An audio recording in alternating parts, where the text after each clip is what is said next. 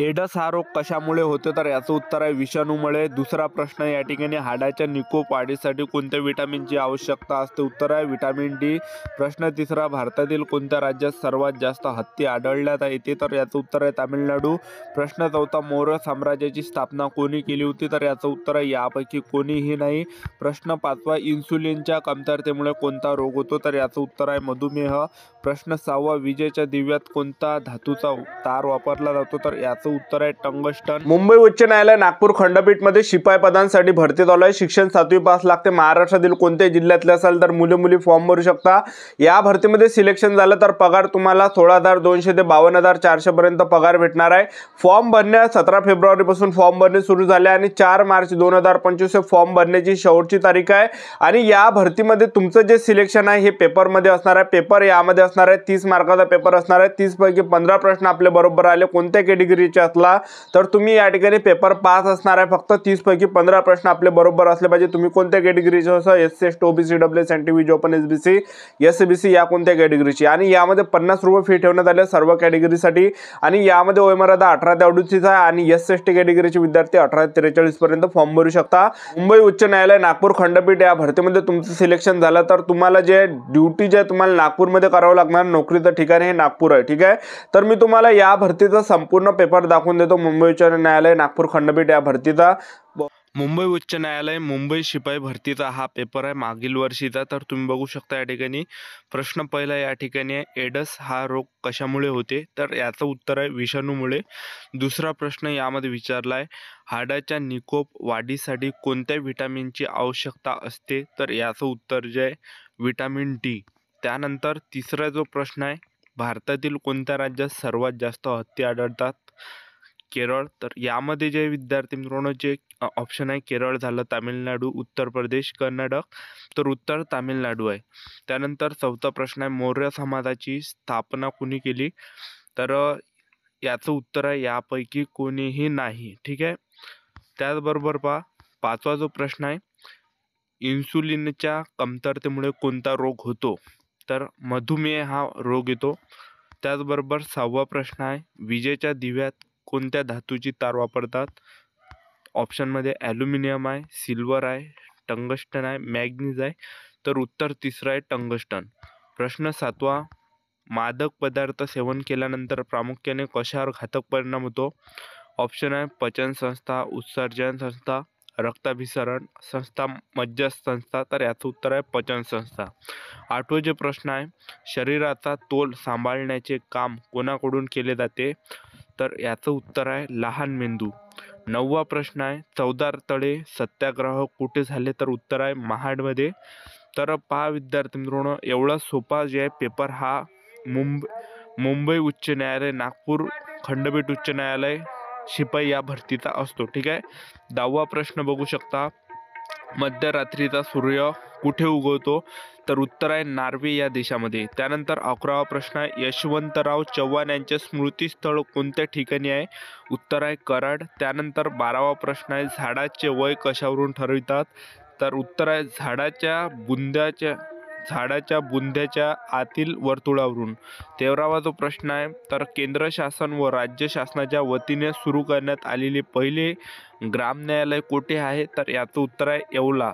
त्यानंतर 14 प्रश्न आहे, खालीलपैकी कोणता रोग पाण्याद्वारे पसरत नाही, तर उत्तर आहे हिवताप. प्रश्न 15 आहे, संसदेमध्ये पुढीलपैकी कोणाचा समावेश होत नाही, तर उत्तर आहे सर्वोच्च न्यायालय.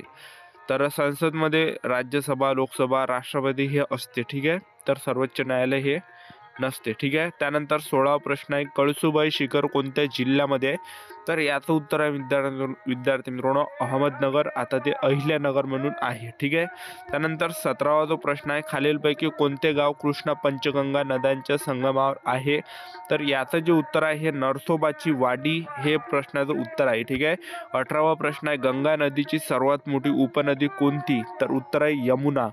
19वा प्रश्न, GSTचा लॉंग फॉर्म काय आहे, तर याचं उत्तर आहे या ठिकाणी, तर तुम्ही याचं उत्तर या ठिकाणी कमेंट बॉक्समध्ये लिहा, तर गुड्स अँड टॅक्स.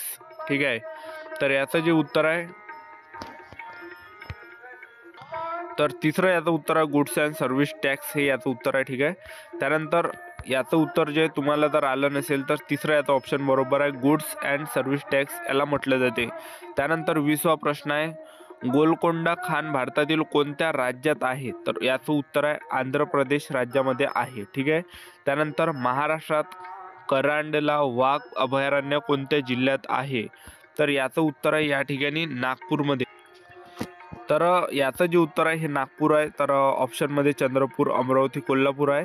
तर महाराष्ट्रातील करांडला वाघ अभयारण्य हे नागपूर जिल्ह्यामध्ये आहे. ठीक आहे.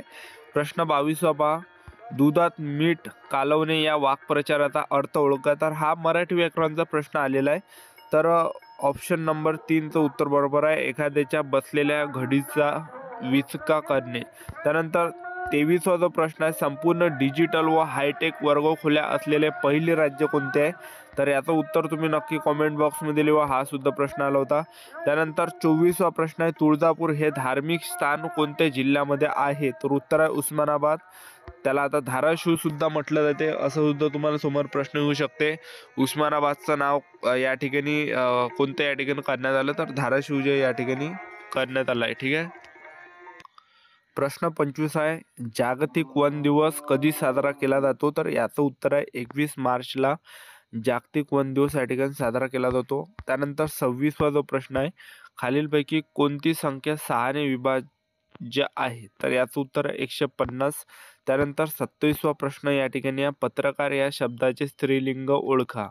तर याचं जे उत्तर आहे, तर याचं उत्तर या ठिकाणी बघू शकता, 4 ऑप्शन दिलेले आहे. पत्रकारीण, दुसरं ऑप्शन पत्रकारिणी, त्याचबरोबर तिसरं ऑप्शन पत्रलेखिका आणि चौथं ऑप्शन आहे पत्रकर्ती. तर याचं उत्तर आहे 27चं उत्तर डी आहे बरोबर, पत्रकर्ती. त्यानंतर 28वा प्रश्न आहे, सौंदर्य या शब्दाचा प्रकार ओळखा. तर याचं उत्तर आहे गुणविशेषण, याचं बरोबर उत्तर आहे. ठीक आहे, 28वाचं. त्यानंतर 29वा प्रश्न आहे, जय जय महाराष्ट्र माझा हे गीत कोणी लिहिलं आहे? तर याचं उत्तर आहे राजा बडे यांनी जय हे गीत लिहिलं आहे, जय जय महाराष्ट्र माझा. त्यानंतर 30वा प्रश्न आहे, सध्या भारतीय नौदलाचे प्रमुख कोण आहे? तर त्यावेळेस जय हरिकुमार होते आणि आता जे विद्यार्थी मित्रांनो बदललेले आहे. ठीक आहे, नौदलाचे प्रमुख बदलले. तर अशा प्रकारे जे आहे हा मुंबई उच्च न्यायालय, नागपूर खंडपीठ उच्च न्यायालय, शिपाई या भरतीचा पेपर असतो. एकदम सोपा असतो, एकदम हार्ड सुद्धा पेपर नसतो. ठीक आहे. तर 30च प्रश्न परीक्षेला विचारले जाते आणि तुम्ही सिलेबस यावरून ओळखला असेल की प्रश्न कशा प्रकारे या ठिकाणी येते, पेपरचा लेवल या ठिकाणी काय असतो यामध्ये, तर तुम्हाला एक अंदाज या ठिकाणी लागला असेल. ठीक आहे, की प्रश्न खूप इझी जे आहे ह्या मुंबई उच्च न्यायालय आणि नागपूर खंडपीठ शिपाई भरतीमध्ये जे विचारले जाते, खूप इझी प्रश्न राहते. 30च प्रश्न परीक्षेला विचारले जाते, ज्यामध्ये जीकेचे जास्त प्रश्न असते. ठीक आहे, ही होती संपूर्ण महत्त्वाची माहिती. आता व्हिडिओ आवडला असेल तर व्हिडिओ लाईक करा, शेअर करा, सबस्क्राईब करा. आजच्या साठीच थांबतो. भेटूया नेक्स्ट व्हिडिओमध्ये. जय हिंद, जय भारत.